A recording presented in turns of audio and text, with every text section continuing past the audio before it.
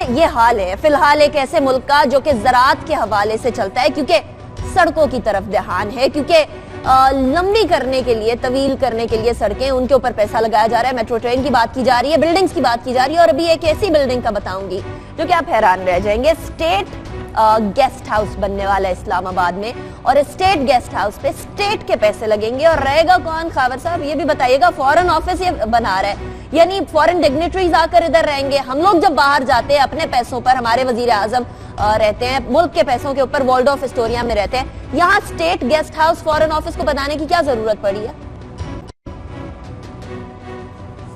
अगर इसका थोड़ा सा कॉन्सेप्ट में जाए तो कॉन्सेप्ट तो थोड़ा सा समझ में आता है कि ठीक है, आप एक अच्छा सा स्टेट गेस्ट हाउस बना दें, आपकी जो फॉरेन डिग्नेटरीज आते हैं बजाय उनको 5 स्टार 7 स्टार होटल में रखने, वहाँ पे एक अपनी गवर्नमेंट का अपनी बिल्डिंग को वहाँ पे रखें। लेकिन वो मकसद, जो मसला वही है कि आपको जिस मकसद के लिए पैसा इन्वेस्ट करते हैं वो मकसद पूरा नहीं होता।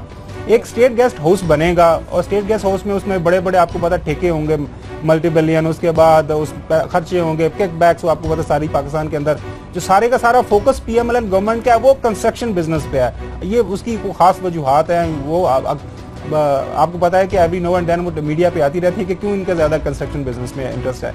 अच्छा, वो उसका ये बता रहे हैं कि चूंकि बाहर से जो लोग आएंगे हम उनको वहां पे रखेंगे।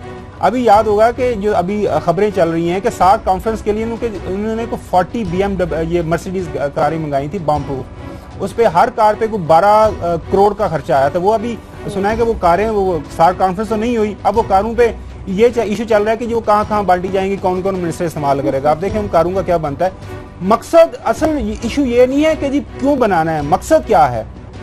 अगर जिस मकसद के बनाना, अभी जो ब्रिगेड से बात कर रहे थे ना, यकीन करें कि आप पूरी दुनिया में विजिट करते हैं तो उनके जो एक अभी पिछले दिन, मुझे उस मुल्क का मैं नाम भूल रहा हूँ, उन्होंने ये स्पेशल ऑर्डर पास कर दिया था कि जब उनके जो मुल्क के लोग दूसरी ऑफिशियल विजिट पे जाएंगे तो वो जो रेलेवेंट एम्बेसी होगी उस मुल्क के अंदर, उनकी अपनी एम्बेसी, अपना मिशन होगा, वहां पे स्टे करेंगे, किसी होटल में स्टे नहीं करेंगे। उनको पर डीएम्स, उनको ये जो अल्ले तल्ले हमारे हुक्मरान उड़ाते रहते हैं, उनको ये नहीं मिलेगा।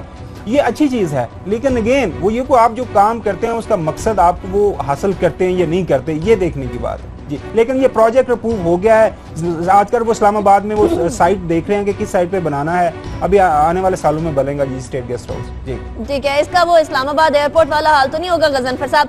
बनने शुरू तो हो जाते हैं प्रोजेक्ट, उसके बाद उनका क्या हाल होता है? और एक ऐसा प्रोजेक्ट जिससे अभी खावर साहब कह रहे हैं एम्बेसी में जाके रहा जा सकता है, अगर हमारे हुक्मरान भी जाके एम्बेसीज में रहे तो एम्बेसीज का हाल भी देख लेंगे। इसी तरीके से फॉरेन डिग्नेटरीज आती हैं, वो भी तो अपने खर्चे पर रह सकते हैं। असल में आपको पता है लाहौर में एक स्टेट गेस्ट हाउस है माल रोड के ऊपर, बिल्कुल जो स्टाफ कॉलेज की अगली बिल्डिंग। तो जहाँ तक कॉन्सेप्चुअली स्टेट गेस्ट हाउस की इस्लामाबाद में ज़रूरत तो ज़रूर है, और उस पर, लेकिन उसका ऑब्जेक्टिव क्या होना चाहिए? उसका ऑब्जेक्टिव ये होना चाहिए कि आप जो फॉरेन डिग्नेटरीज आएंगे या आपकी डेलीगेशंस आएंगे, आप उनको बजाय इसके सरीना या मैरियट तो 7 स्टार होटल में प्रेसिडेंशियल स्वीट्स में ठहराएं और इतना पैसा पे करें, आप उनको स्टेट गेस्ट हाउस में ठहराएं, और स्टेट गेस्ट हाउस में ठहरा के उनका जो नेचुरली खर्चा भी कम होगा कि वो स्टेट से मेंटेन होंगे।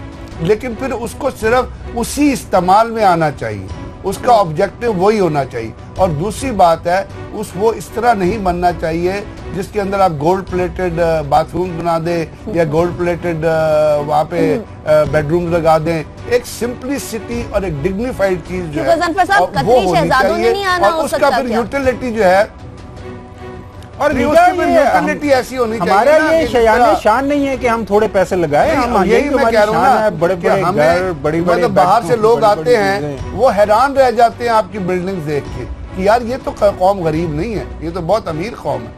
तो हम अगर अगले को इम्प्रेशन ही ये दे, जैसे आपने बताया ना कि हम लोग जाते हैं यहाँ से ठहरते हैं उस होटल में जिसका $10,000 पर किराया, पूरे का पूरा फ्लोर ले लेते हैं। बल्कि वो एक दफ़ा एक प्राइम मिनिस्टर की मिसेज गई फ्रांस गई तो उन्होंने वहाँ पे ना इस्तेमाल करते हुए भी कोई 25 गाड़ियों का फ्लीट ले लिया।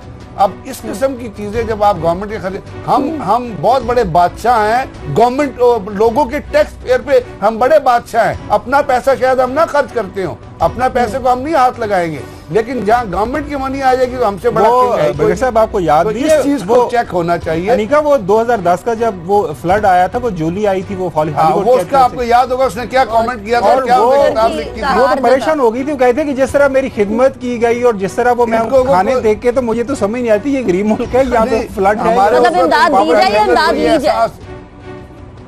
नहीं, वहां पे प्राइम मिनिस्टर को उस वक्त ये एहसास नहीं हुआ कि वो मुल्क की बेइज्जती करा रहे हैं डिजास्टर में। लेकिन आप उन प्राइम मिनिस्टर की अकल को जानती हैं, उनके मेंटल कैलिबर को आप जानती हैं कि जब हार लेके खा गए तो उससे आप क्या एक्सपेक्ट कर सकती हैं इससे ज्यादा कि उससे अच्छी को और कोई उससे अच्छी चीज करे। ब्रिगेडियर साहब, हार पसंद आ जाता है, हार पहनने के लिए किसी को पसंद अगर आप खैरात में हारना भी पड़ गया, फिर आपका कैलिबर क्या हार को हारना भी पड़ गया। लेकिन ये हार जीत जो है ये हुक्मरानों की नहीं होती, फिर ये कौम की हार जीत होती है। और फिर इसमें ये बात आती है कि कौम कितना ज्यादा अपने लीडरान को सोच समझ कर वोट देती है।